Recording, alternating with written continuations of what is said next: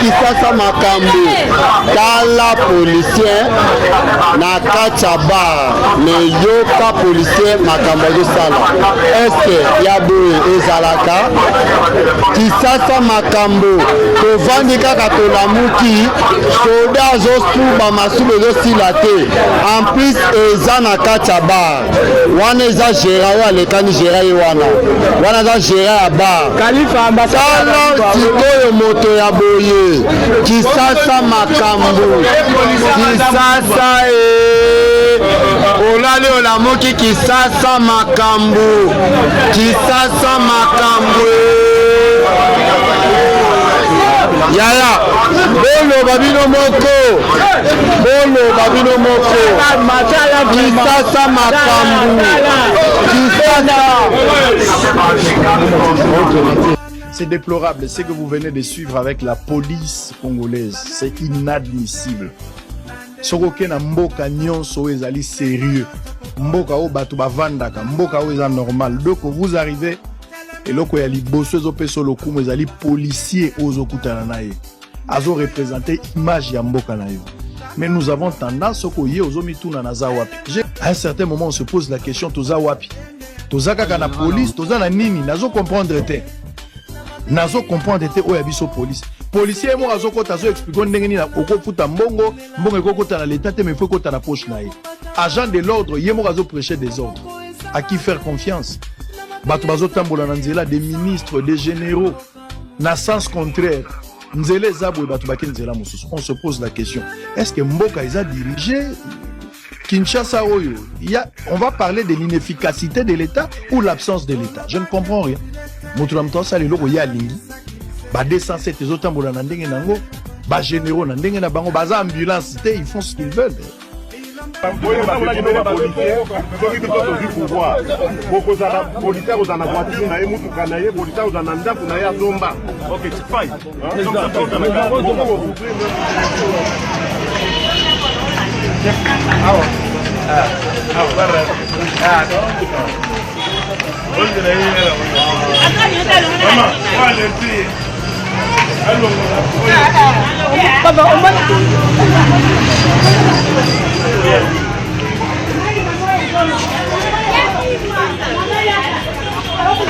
Maman, ça y est, elle nous revient dans la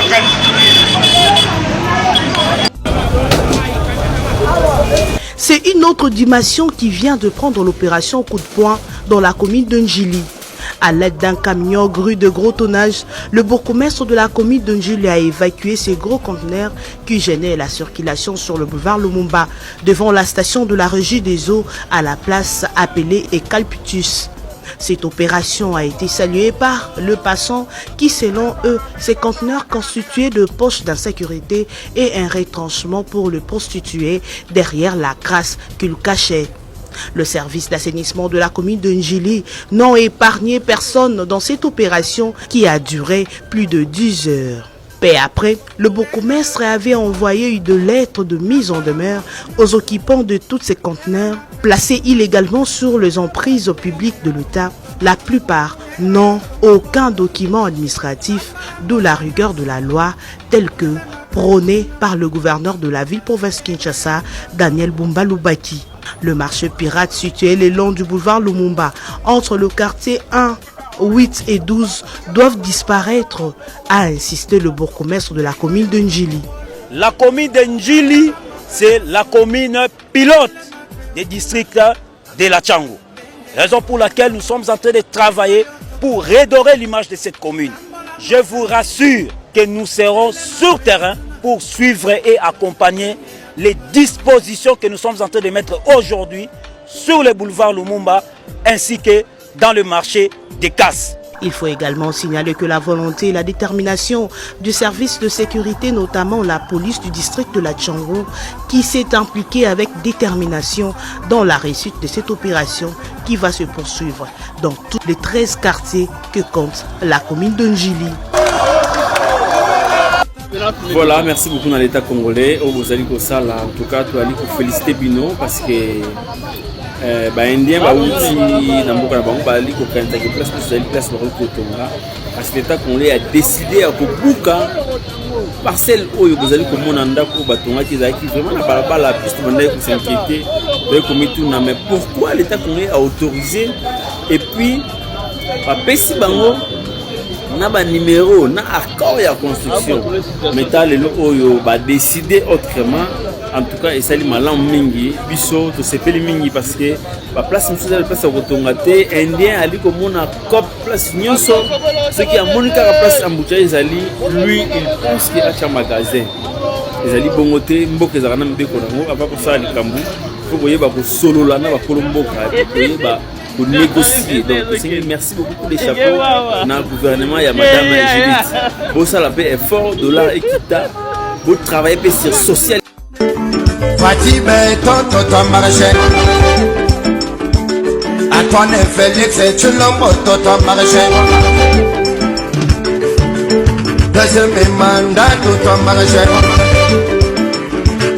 Après avoir échangé plusieurs fois avec le gouverneur de la ville de Kinshasa, Daniel Bumba Lubaki, les enseignants et le chef coutumier Ngamaba, la ministre d'État, ministre des Affaires foncières Akasia Bandjoubou Lambongo, était ce mercredi 23 octobre 2024 sur terrain, plus précisément à l'espace réservé au centre d'enfouissement de Mpassa dans la commune de Lansele. Les constats état mère, selon la patronne des affaires foncières Akasia Bandjoubou Lambongo, déplore les constructions anarchiques sur les sites. Pas d'électricité, pas d'eau potable, pas de caniveaux, pas des centres de santé, pas de routes, pas d'écoles, ainsi que le non-respect de normes urbanistiques. Les populations qui vivent en ces lieux sont exposées à des érosions au cas où il y a des fortes pluies. La ministre d'État a insisté sur l'article 53 de la loi foncière qui stipule que les sols est une propriété exclusive, inaliénable et imprescriptible de l'État. Elle a encore martelé sur l'article 181 de la loi foncière. Akasia Bandjoubou, dans ces mots, a expliqué aux résidents et aux enseignants que le chef coutumier et les gardiens des terres et n'a pas le pouvoir de vendre aucune portion.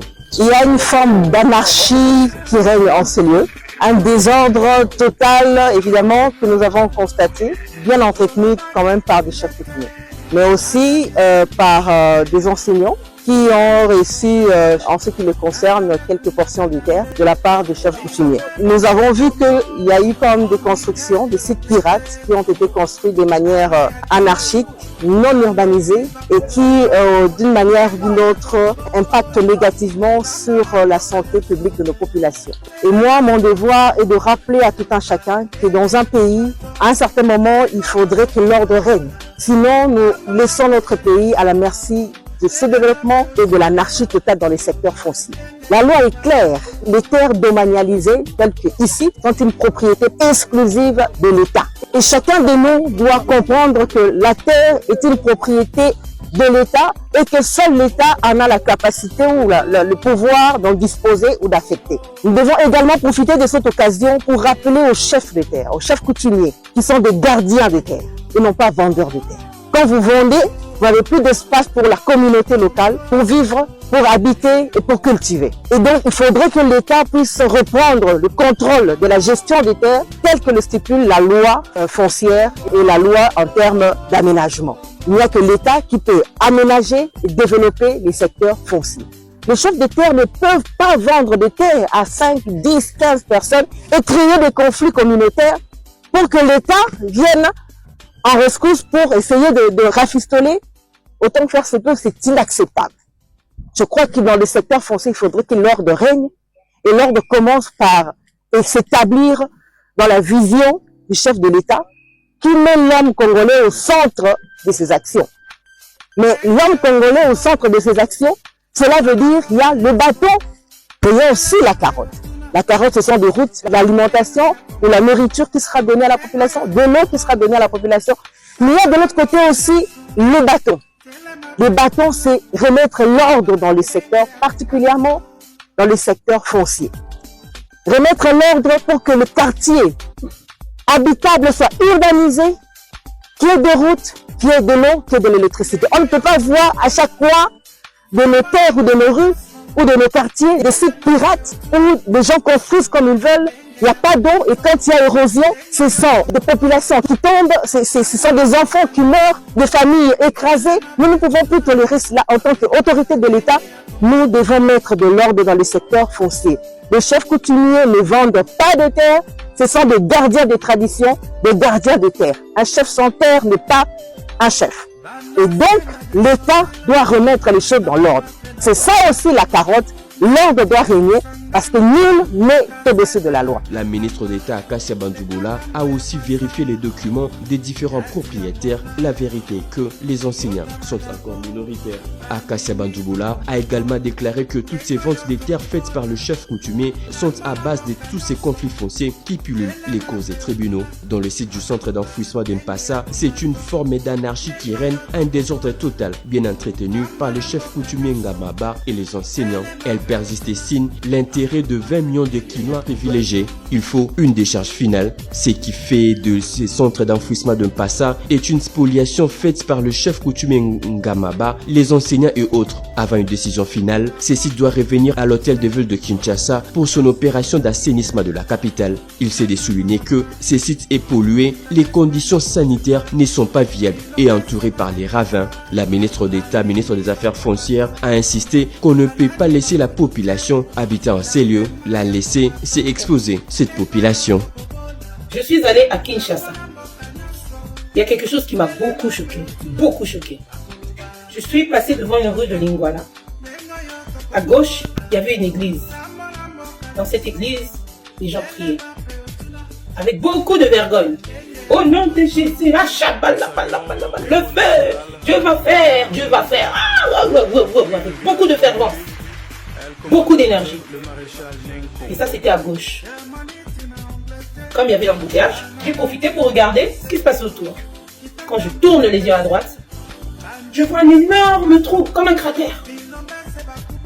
Avec plein de tracteurs, de bulldozers. Et il y avait une construction. Et sur cette construction, il y avait qui? Que des Chinois, que des Hindous. À gauche, le Congolais pris, le Noir pris. À droite, l'Hindou, le Chinois construit. Alors, je me suis posé une question. Est-ce que vraiment la faute, c'est seulement au gouvernement? Est-ce que la faute n'est pas dans la tête des Congolais ou des gens qui prient? C'est bien beau de toujours dire que oui, c'est le gouvernement, c'est ceci. Mais quand est-ce que les gens eux-mêmes vont prendre conscience? Quand est-ce que les gens vont prendre conscience de ce qui est bon pour eux? C'est pas compliqué, on le voit dans les pays d'Europe. Quand on va dans une zone industrielle, où on va rencontrer des grossistes, des professionnels, vous allez voir plein de lotissements. des lotissements qui sont des grands hangars. Dans ces grands hangars, vous allez voir le chinois, il a fait un magasin grossiste. L'hindou, il fait grossiste par exemple de pneus. Le français, il va stocker ses meubles pour son business. L'américain, il a posé ses bureaux. Mais le noir, il a fait une église. Les autres sont des entreprises. Et l'entreprise des noirs, ce sont les églises, qui sont d'ailleurs des associations. Où est l'erreur? Est-ce que vous pensez que c'est en priant seulement que vous pouvez réussir? Ou c'est en faisant fonctionner votre tête, vos mains et vos pieds? Donc à un moment donné, avant de toujours accuser les autres, de crier au racisme, de crier au non-assistance des gouvernements, quand est-ce que les gens allez vous réveiller? Quand est-ce que les gens allez vous réveiller? Je répète, à gauche, le noir prie, à droite, l'hindou pie. Oui, je le dis le mot. Parce que c'est votre pays. Et c'est quelqu'un d'autre qui vient construire dans votre pays. Quand demain cet hôtel-là va créer des emplois, va créer du business de tourisme, et que les gens qui vont être propriétaires de cela vont devenir riches, vous allez dire quoi? Je dis ça, je dis rien. C'est juste un conseil, c'est juste un constat. Et c'est très sérieux. Et vraiment très dommage. Celui qui n'est pas content, désabonne-toi. À bon entendeur, salut, Malipasa.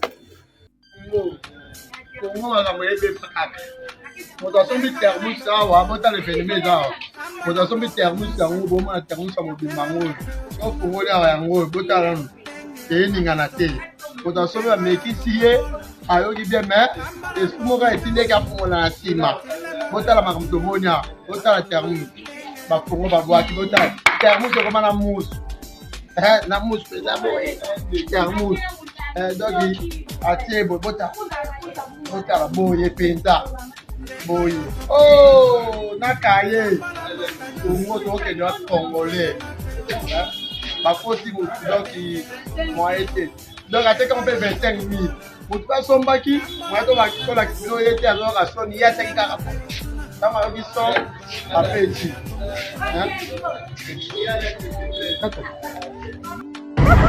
oyo na mboka elendi pena mutuka ebe moto ebe na mutuka mboko panema social